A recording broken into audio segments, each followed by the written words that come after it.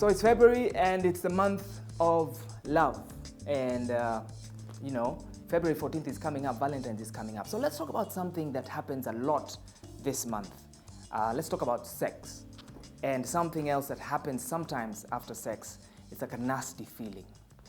So let me tell you a story. A few weeks ago, a friend of mine calls me, okay? I know this guy, he has this chick whom he loves very much. They've been going out for quite a long time. And they took a trip to Naivasha. They retreated there and, good food, dinner and etc. And of course they had a room reserved and they slept together that night. They had sex. Sawa sawa? So a few days later, the guy calls me and ananiambia mazee, I don't know, Andy. I mean, it was everything. It was amazing. The food was excellent. The sex was great. But somehow, after that, I don't know. And I'm on the other end of the phone call, and this guy is struggling to explain to me the low that he felt after the sex happened. Okay, there's almost like I could sense the tension in his voice. Somehow, this thing that was supposed to be so amazing had left him empty and even lonely, and that's a tension. Okay, and why is that? In fact, they say if you've enlisted the services of a prostitute, okay, they say that you don't pay a prostitute for the services they've given you. You don't pay him or her for the amazing feeling and what happened just a few moments ago. They say you pay a prostitute to leave.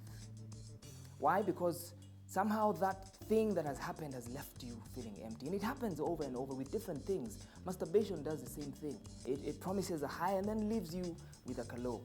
And of course, some of us out there, you guys probably can relate to what we call the walk of shame.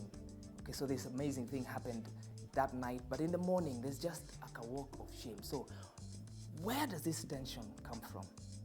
Where does it come from? Let me tell you why this is. You have a body, but you also have a soul. And this is how you and I were created.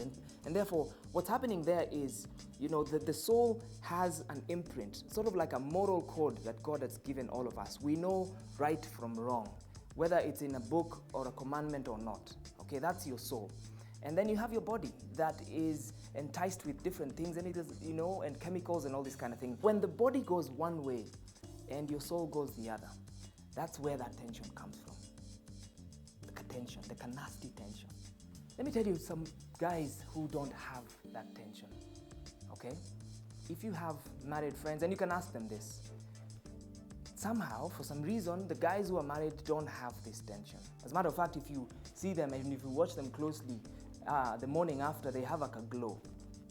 There's a bounce to their walk. It's because this thing called sex was designed to happen in this particular context. God designed it that way, that it happens in marriage. And when that happens, the soul and the body are all going in the same direction. And that is why it is an amazing experience. This month, as you think about love and sex, remember, sex will be everything it was meant to be if it is enjoyed in marriage, where the soul and the body are together.